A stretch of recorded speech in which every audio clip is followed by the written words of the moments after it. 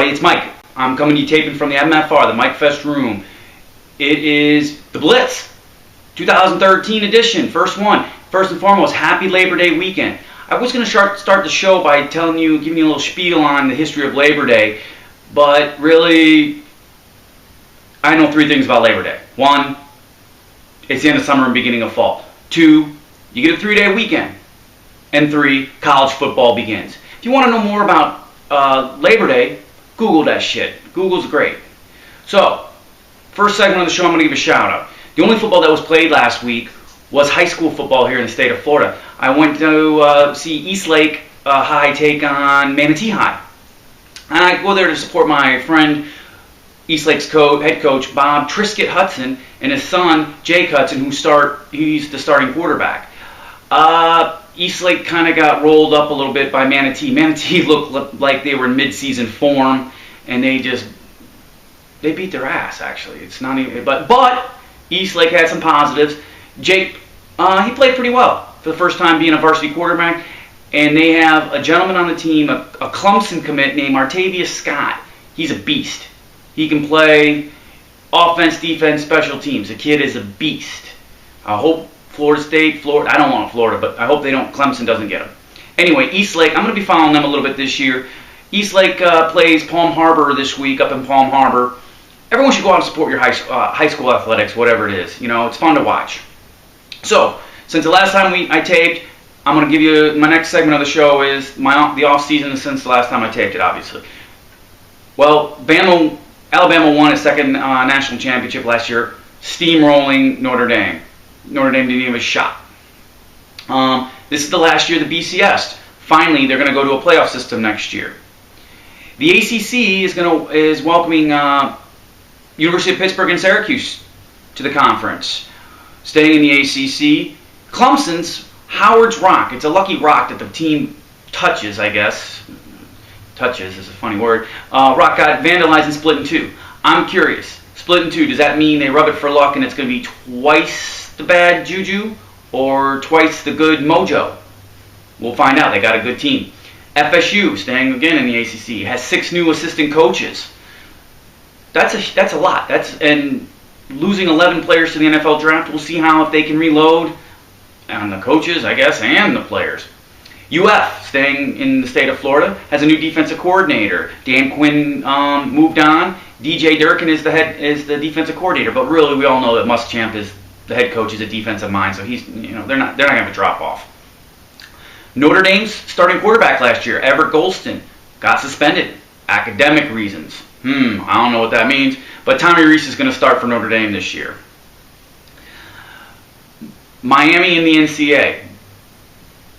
The NCAA needs to shit or get off the pot and start giving out sanctions to Miami. Whether they're going to do it or not, just put it out there, man. Come on. You guys are killing us. I mean, Oregon got 3 years probation for recruiting, and that was done in a month. Boom, that's it. By the way, Oregon should thank the douchebag Chip Kelly, who went off to the NFL and left his program on a 3-year probation. Speaking of douchebags, Johnny Football. I'm not going to take too much time on the Blitz talking about Johnny Football. The guy is a tremendous talent. No disrespect in that. Dude, you want to come out and say you're a 20-year-old college kid? Fine. You're also won one of the most prestigious sports trophies in the world. As they said in Superman, with greater power comes greater responsibility. I hope Johnny can play. We don't know his status, as while we're taping this is unclear if he's going to play against Rice this week. Don't care. I'm not going to take too much time talking about Johnny Football. Except right now I'm going to continue with it a little bit because I'm going to give you my Heisman predictions. I got about 5 guys that I think are going to be in there, and really 6 if you think about it. But one, if Johnny Manziel plays, he's going to be there. Ohio State's Braxton Miller. I think Teddy Bridgewater from Louisville. Jadeveon Clowney from South Carolina Gamecocks. But those 4 should be there. I think they're some of the best players. One of the guys he's not a dark horse, but he is Baylor's running back Lake Seastruck. Guy's a stud. But the winner of my prediction of the winner is going to be somebody that you don't know. That's not, a dark horse.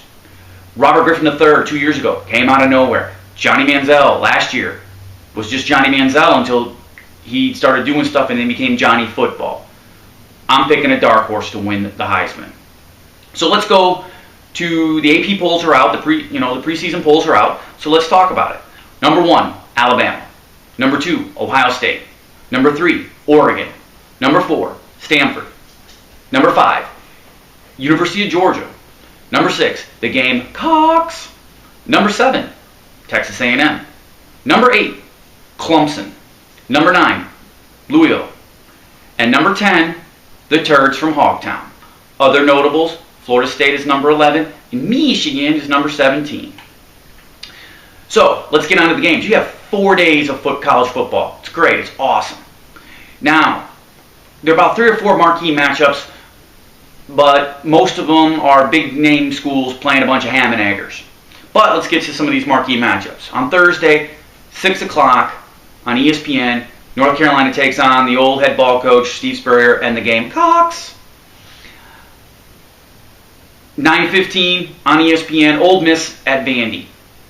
Ole Miss has one of a top 10 recruiting class. I'm wondering how their freshmen are going to impact the season this year. Robert Nietzsche and all them. See if they're going to get some playing time. And at 11 o'clock, if you can stay up that late, number 24 USC got to travel out to Hawaii for the first game, and it's on the CBS Sports Net. So we're going to move on to Friday's games. To me, it's a 2 TV alert, if you want to say that, because both games come on at 8 o'clock. Western Michigan takes on D-Dub's Michigan State Spartans at 8 p.m. on the Big Ten Network, and Florida Atlantic is at the U, Miami, at 8 p.m. on ESPNU. Looking to see how Morris and Duke Johnson do again for Miami against Florida Atlantic and Howard Schmellenberger. All right, so let's move on to Saturday, the more games and everything. But for you ladies, Kirk Herbstreit is back on game day, 10 o'clock from Clemson. I'm going to tell you right now that the nooner games, there's probably going to be 3 TVs on in my house at this time. I'm going to watch Buffalo at number 2, Ohio State on ESPN2. Braxton Miller, Heisman Trophy candidate, can he stay healthy? Also, Urban Liar, the Chinless Wonder, Urban Meyer, and Ohio State's 12-game unbeaten streak. They're bowl eligible this year. They can go to the national championship. See if someone can knock them off. Also, I'll be having University of Massachusetts at number 23, Wisconsin on the Big Ten Network. And Toledo at the Turds from Hogtown on a local affiliate. 1 p.m.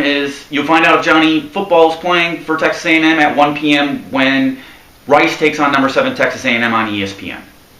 Let's go to happy hour. Happy hour, 3:30, Central Michigan at number 17 Michigan on the Big Ten Network. Guys, the Denard Robinson era is over at Michigan. No more option. They're going to do Michigan football. And Davon Gardner, the quarterback, looked great last year towards the end of the season. And at 5:30, number 1 Alabama takes on Vatech on ESPN. Vatech is on their 3rd string running back. They lost one of their top defensive backs, as did Alabama. Geno Smith got a DUI. Sucks to be you. Shouldn't drink and drive, kid. Prime time games. For us locally here, you can go to Raymond James Stadium at 7 p.m. and watch McNeese State takes on USF, and Coach Willie Taggart's first game as USF's head coach. Yay.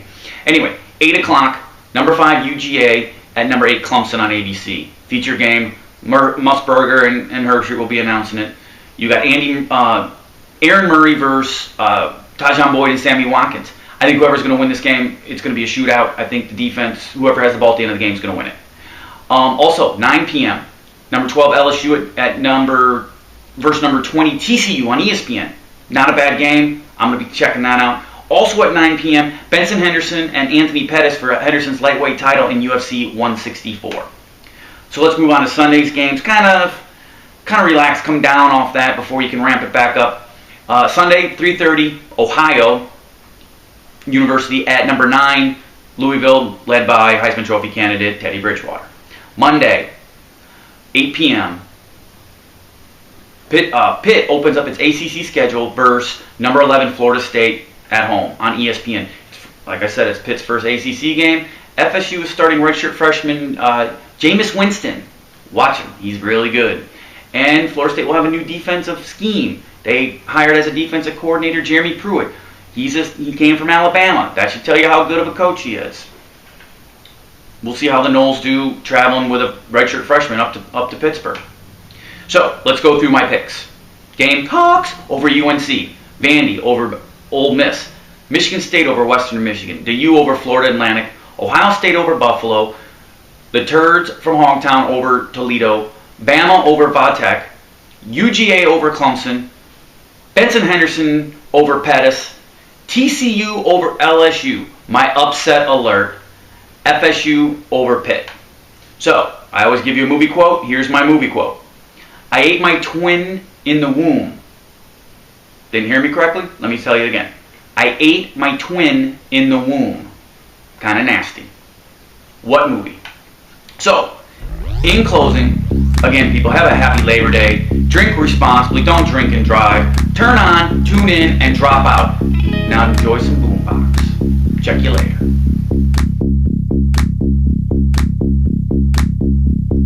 Nothing shaking on Shakedown Street. Used to be the heart of town.